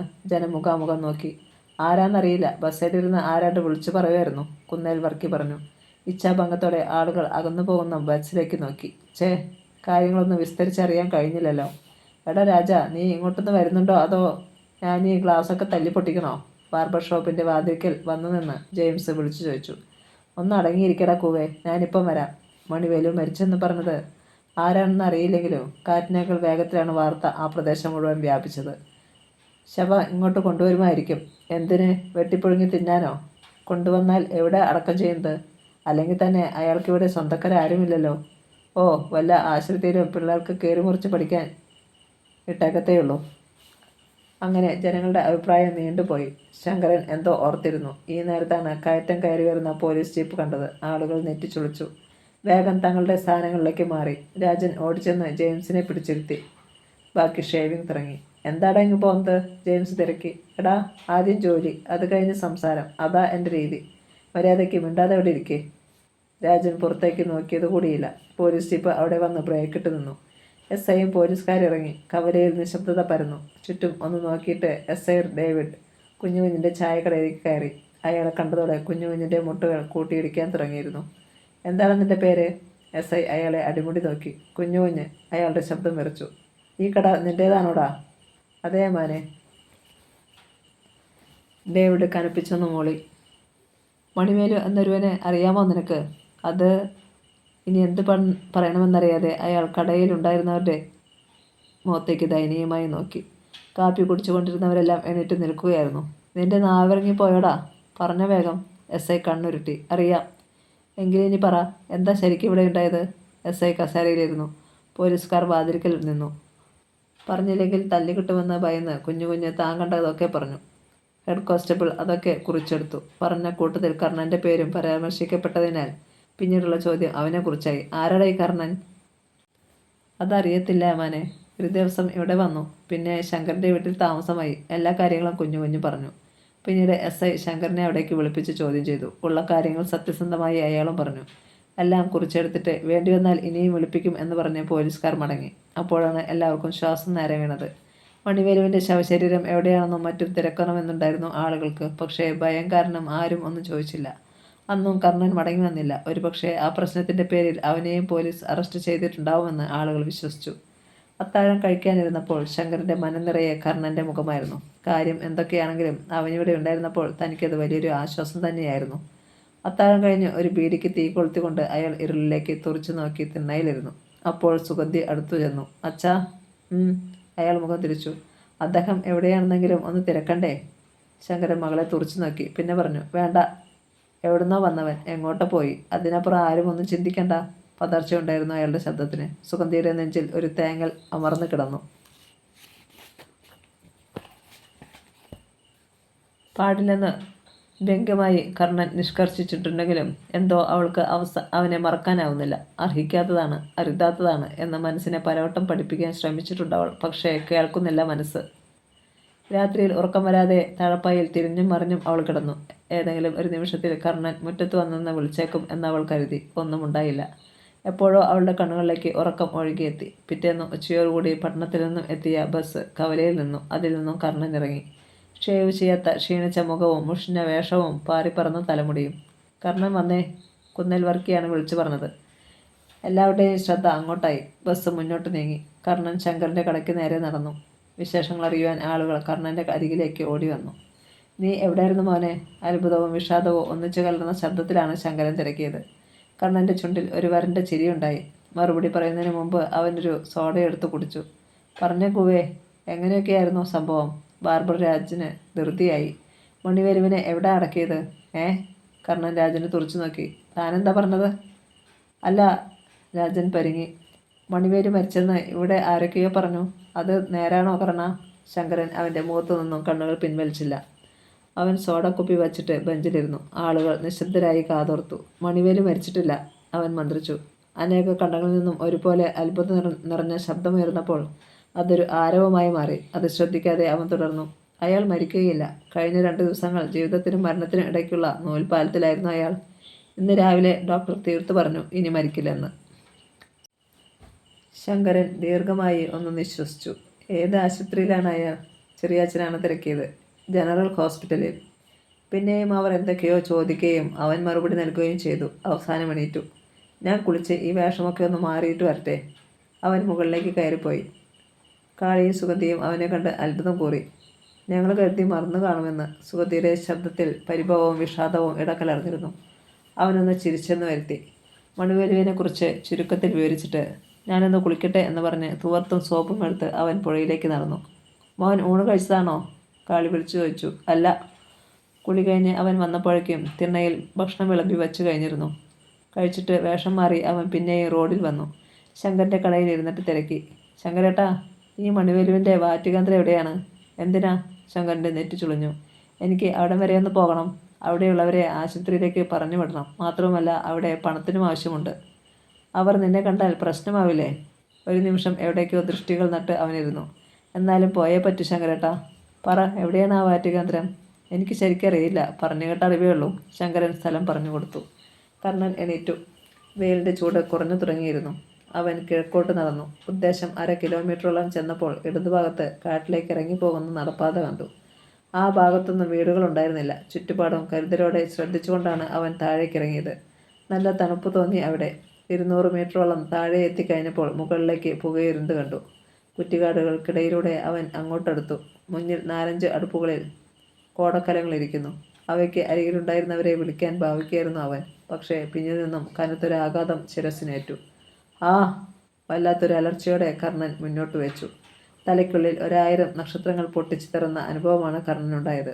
അടിയേറ്റ് മുന്നോട്ട് വേച്ചുപോയ അവൻ ഒരു കുറ്റിക്കാടിൽ പിടിച്ചു നിന്നു. പിന്നെ ശിരസിൽ അടിയേറ്റ ഭാഗത്തെ കൈ അമർത്തിക്കൊണ്ട് തിരിഞ്ഞു നോക്കി. ഉയർത്തിപ്പിടിച്ച വിറകു കമ്പുമായി ഒരാൾ. ഇയാളോട് കാര്യം പറഞ്ഞ് മനസ്സിലാക്കാൻ നിന്നാൽ അത് ഏറെ കുഴപ്പമുണ്ടാകുമെന്ന് കർണന് അറിയാമായിരുന്നു. മാത്രമല്ല, ബാക്കിയുള്ളവർ കൂടി ഓടി വന്നാൽ തൻ്റെ കഥ അതോടെ കഴിയുകയും. ഗർജിച്ചുകൊണ്ട് അപ്പോഴേക്കും ആ മനുഷ്യൻ രണ്ടാമതും ഓങ്ങിയടിച്ചു കഴിഞ്ഞിരുന്നു. എന്നാൽ ഇത്തവണ അവൻ വിദഗ്ധമായി ഒഴിഞ്ഞുമാറി. മാത്രവുമല്ല, ആ വിറകു കമ്പിൽ കടന്നു പിടിക്കുകയും ചെയ്തു. ഒപ്പം കാലുയർത്തി അയാളുടെ അടിവയറ്റിൽ ഒരു തൊഴിയും കൊടുത്തു.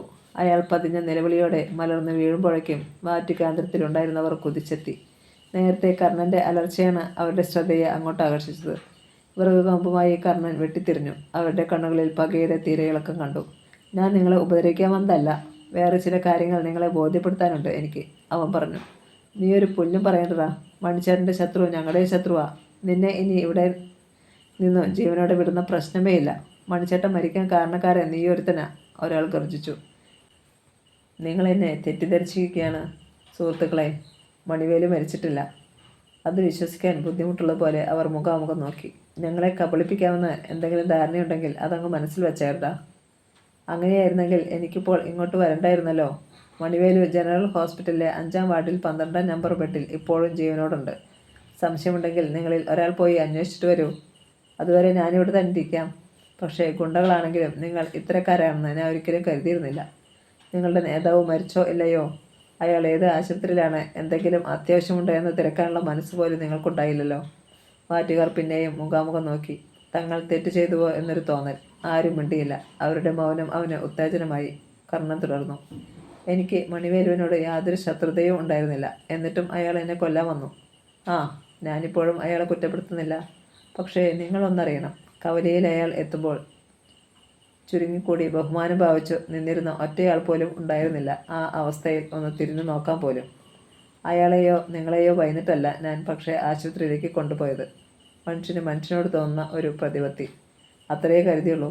മണിവേലുവിന് ഈശ്വരൻ കൽപ്പിച്ചു കൊടുത്തിട്ടുള്ള ആയുസ്സും തീർന്നിരുന്നില്ല എന്നത് മറ്റൊരു കാര്യം. നിങ്ങളുടെ ഉള്ളിലും ഇനിയും മനുഷ്യത്വത്തിൻ്റെ ഒരു കണികയെങ്കിലും ബാക്കിയുണ്ടെങ്കിൽ ചെല്ല്.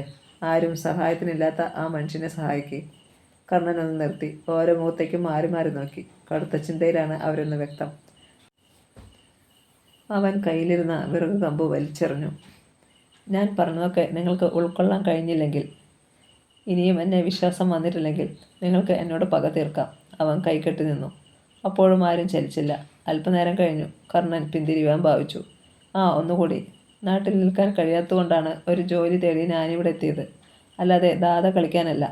അളമുട്ടിയാൽ ചേരയും തിരിഞ്ഞു കളിക്കും എന്ന് പറയുന്നത് പോലെ നിവൃത്തികേട് ഒന്നുകൊണ്ട് മാത്രമാണ് എനിക്കും അങ്ങനെയൊക്കെ ചെയ്യേണ്ടി വന്നത്. അവൻ തിരിച്ചു നടന്നു.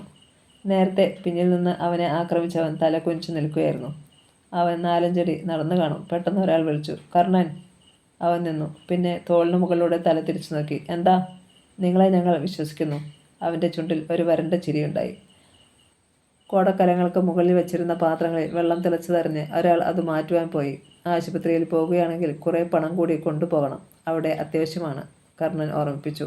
ശരി, ഞങ്ങളിപ്പോൾ തന്നെ പുറപ്പെടുകയായി. എങ്കിൽ പിന്നെ കാണാം. കർണൻ കുറ്റിക്കാടുകൾക്കിടയിലൂടെ നടന്നു മറയുന്നതുവരെ അവർ നോക്കി നിന്നു. അവൻ മടങ്ങിയെത്തുന്നതും പ്രതീക്ഷിച്ച് ഉദ്യോഗത്തോടെ ഇരിക്കുകയായിരുന്നു ശങ്കരൻ. കണ്ടതേ തിരക്കി. എന്തായി കർണ? അവിടെ എന്തെങ്കിലും പ്രശ്നമുണ്ടായോ? ഏയ്, അവൻ ചിരിച്ചു. പക്ഷേ അറിയാതെ കൈകൊണ്ട് തലയിൽ തടവിപ്പോയി. ചായക്കടയിൽ നിന്നിറങ്ങി കുഞ്ഞു അങ്ങോട്ട് വന്നു. വാ കർണ, ഒരു ചായ കുടിക്കാം. ആശുപത്രി വിശേഷങ്ങൾ അറിയാലോ. രാജമ്മയില്ല അവിടെ? കർണൻ തിരക്കിയപ്പോൾ അയാൾ ഒരു ചമ്മിയ ചിരി പാസാക്കി. മണിവേര് വീണപ്പോൾ പോയതാ, ഇതുവരെ വന്നില്ല. ചെല്ല് കർണ, ശങ്കരനും പ്രോത്സാഹിപ്പിച്ചു. കുഞ്ഞിൻ്റെ ഒരാഗ്രഹമല്ലേ. 2-3 ദിവസമായി കഠിന തടവിൽ നിന്നും രക്ഷപ്പെട്ടിരിക്കുകയല്ലേ കുഞ്ഞുകുഞ്ഞ്. കർണൻ അയാളുടെ പിന്നാലെ ചായക്കടയിലെത്തി. മോളെ, ഒരു സ്പെഷ്യൽ ടീ, കുഞ്ഞു വിളിച്ചു പറഞ്ഞു. കർണൻ പഴകി അഴുക്കുപറ്റിയ ബെഞ്ചിലിരുന്നു. മറ്റു ചിലരൊക്കെ ഉണ്ടായിരുന്നു കടയിൽ. ആശുപത്രി കാര്യങ്ങൾ പറഞ്ഞപ്പോൾ അവരൊക്കെ അവൻ്റെ ചുറ്റും കൂടി. നീരജ ചായ കൊണ്ടുവന്ന് മുന്നിൽ വെച്ചു. അവൻ അവളെ നോക്കി. ആ കണ്ണുകളിൽ തൻ്റെ രക്ഷകനോടുള്ള കൃതജ്ഞതയുടെ തിരയിളക്കം അവൻ കണ്ടു. സുഖമാണോ നീരജെ? വെറുതെ ഒരു കുശല അന്വേഷണം. അവൾ ചിരിച്ചു. ഒരുപാട് കാലത്തിന് ശേഷമാവും അവൾ ഇങ്ങനെ ഒന്ന് ചിരിക്കുന്നതെന്ന് അവന് തോന്നി. ചായ കുടിച്ചെണീറ്റപ്പോൾ പൈസക്കായി അവൻ പോക്കറ്റിൽ കൈയിട്ടു. അത് മനസ്സിലാക്കിയ കുഞ്ഞിനെ തടഞ്ഞു. വേണ്ട കർണ. അതെന്നാ കുഞ്ഞുഞ്ഞേട്ടാ, നിങ്ങളിവിടെ കച്ചവടത്തിനല്ലേ ഇരിക്കുന്നത്? ചിരിച്ചുകൊണ്ട് തന്നെ അവൻ പൈസ മേശപ്പുറത്ത് വെച്ചിട്ട് കൈവീശി നടന്നുപോയി. കുഞ്ഞു ദീർഘമായി ഒന്ന് നിശ്വസിച്ചു. രാത്രികളും പകലുകളും കടന്നുപോയി. ജനറൽ ഹോസ്പിറ്റലിലെ 5-ാം വാർഡിൽ 12-ാം നമ്പർ ബെഡിൽ സുഖം പ്രാപിക്കുകയായിരുന്നു മണിവേലു. ബോംബുണ്ടാക്കിയതിന് മണിവേലുവിൻ്റെ പേരിൽ പോലീസ് കേസെടുത്തിട്ടുണ്ട്. രാവിലെ 10 മണി കഴിഞ്ഞു. ആശുപത്രിയിൽ നിന്ന് കൊടുത്ത പാലും ബ്രെഡും കഴിച്ചുകൊണ്ടിരിക്കുകയായിരുന്നു അയാൾ. അരുകിൽ അനുചരർ 2 പേരുണ്ട്. അവർ മാറി മാറിയാണ് അയാളെ ശുശ്രൂഷിക്കുന്നത്. ബാക്കിയുള്ളവർ വാറ്റുകേന്ദ്രത്തിലേക്ക് മടങ്ങിക്കഴിഞ്ഞിരുന്നു. ഭക്ഷണം കഴിച്ചിട്ട് അയാൾ തലയിണ കട്ടിലിൻ്റെ ക്രാസിലേക്ക് ഉയർത്തിവെച്ച് കാലുകൾ മുന്നോട്ട് നീട്ടി ചാരിയിരുന്നു. നല്ലതുപോലെ ക്ഷീണിച്ചിരുന്നു അയാൾ. ശരീരത്ത് പൊള്ളലേറ്റ ഭാഗങ്ങളിൽ പലയിടത്തും ഇനിയും മാംസം കിളിർത്തിട്ടില്ല. 2 ആഴ്ച കൂടിയെങ്കിലും അവിടെ കഴിയേണ്ടി വരുമെന്നാണ് ഡോക്ടർമാർ പറഞ്ഞിരിക്കുന്നത്. ബോംബ് സ്ഫോടനത്തിൽ അയാളുടെ വലത് കൈക്ക് സാരമായ പരിക്കുണ്ട്. കൈ പഴയ രൂപത്തിലാകണമെങ്കിൽ ഇനിയും മാസങ്ങൾ വേണ്ടി വന്നേക്കും. അതുപോലെ പൊള്ളലേറ്റ പാടുകൾ. അന്ന് ആ സംഭവം ഉണ്ടായ നിമിഷത്തിന് ശേഷം എന്തൊക്കെ നടന്നുവെന്ന് അയാൾക്ക് യാതൊരു ഓർമ്മയും ഉണ്ടായിരുന്നില്ല. അനുചരന്മാരാണ് എല്ലാം പറഞ്ഞ് മനസ്സിലാക്കിയത്. ഈ ഒരു രക്ഷപ്പെടലിൻ്റെ കാരണം കർണനാണെന്ന് അവർ പറഞ്ഞിട്ടും അയാളുടെ മുഖത്തോ കണ്ണുകളിലോ ഭാവമാറ്റം ഉണ്ടായില്ല. കടുത്ത ചിന്തയിൽ അകപ്പെട്ടതുപോലെ കുറേ നേരം ഇരുന്നെന്ന് മാത്രം. വാർഡിൽ നിറയെ രോഗികളാണ്, ഒടിവും ചതവുമെല്ലാം ഉള്ളവർ. അവിടെ അങ്ങനെ കഴിച്ചു കൂട്ടുന്നത് മണിവേലുവിനെ സംബന്ധിച്ചിടത്തോളം ഒരുതരം ജയിൽവാസം പോലെയായിരുന്നു. പക്ഷേ എന്തു ചെയ്യാം? ഒരു തുള്ളി ചാരായം അകത്ത് ചെന്നിട്ട് ദിവസം കുറേ ആയല്ലോടാ. ഇന്ന് പോയിട്ട് വരുമ്പോൾ ഒരു കുപ്പി കൊണ്ടുവന്നേക്കണം. മണിവേലു അനുചരന്മാരെ നോക്കി. മണിച്ചേട്ടാ, അത് ഈ മരുന്നുകൾ കഴിക്കുന്നതിനിടയിൽ തന്നെ. അനുചരർ പൂർത്തിയാക്കിയില്ല. മണിവേലുവിൻ്റെ ദഹിപ്പിക്കുന്ന നോട്ടം കണ്ടതോടെ നിർത്തി. പിന്നെയും മണിവേലു എന്തോ പറയാൻ ഭാവിക്കുകയായിരുന്നു. അപ്പോഴാണ് വാതിൽ കടന്ന് വാർഡിലേക്ക് വരുന്ന മനുഷ്യനെ കണ്ടത്. അയാളുടെ കണ്ണുകൾ കുറുകി, നെറ്റി ചുളിഞ്ഞു. നേതാവിൻ്റെ നോട്ടം ചെന്നു മുട്ടിയിടത്തേക്ക് അനുചരന്മാരും നോക്കി. അവരിലും ഉണ്ടായി പൊടുന്നതിന് ഒരു ഭാവമാറ്റം. കഥ തുടരും.